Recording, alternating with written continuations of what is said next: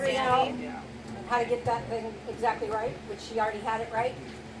My name is Cafe Fish, and I'm a chapter leader of the Weston Price Foundation, the local Gold Country chapter. And with me is Shan Kendall, who started our group, I don't know, how many years ago? 01. So 01. In 01. In September of 01. So that was 17 years ago. No, the 17th, this is our 17th anniversary. 17th anniversary. Of monthly meetings ever since. Every month.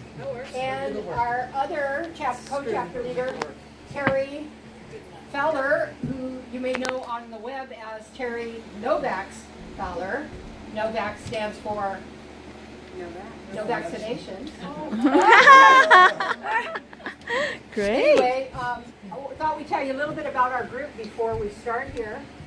And we are part of a worldwide movement to help farmers grow real food and to help consumers heal themselves with real food and to help healers heal with real food and other things. In fact, one of our physicians is right here, Veronica Tilden.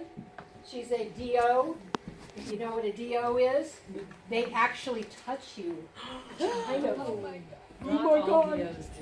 Not all DOs do, but she does.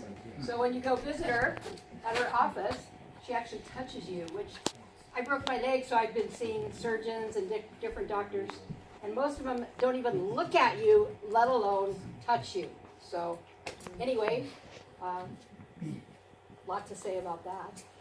Anyway, as I said, we're an international organization. We were started by a woman named Sally Fallon, who wrote Nourishing Traditions, which if you haven't seen that book, we have copies of it sitting around. Did you see they cleaned out the closet there? I did. Anyway, Diane told me. And it's based on the work of Dr. Weston A. Price, who was a member of the American Dental Association. And He was president, actually. He was president at one One time, time, yeah. and he did tons of research. He actually traveled the world at a time when there were still people that were eating indigenous foods. And he used them as the study group, and they were like the control group, and then he also used some of their relatives who were eating white man's trading post food. And he compared the differences in their health and their teeth. And it's really amazing what he came up with in his books. So, back in the day, if you quit eating your indigenous food and you went and ate the white man's food at the trading post, you had big, huge rotten teeth, you were in pain, you were probably an alcoholic because there weren't dentists in a lot of these places. You were pretty sick. And Dr. Weston Price he carried a lab with him every summer when he went around the world with his wife, who was a nurse. And they were able to quantify in a scientific way what the indigenous people were eating, which it would probably be pretty hard to do that right now because most of those indigenous people that he studied no longer are eating so indigenously. So this is like a once in a very long time situation that he found himself in.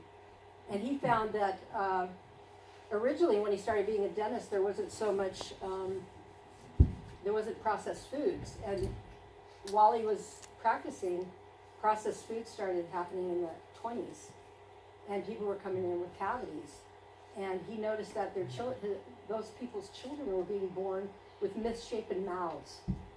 In other words, they needed braces, or maybe their faces were too narrow, or whatever. Anyway, his books are so enlightening that many of us have gotten excited and joined this group. And we have monthly meetings about a topic related to this.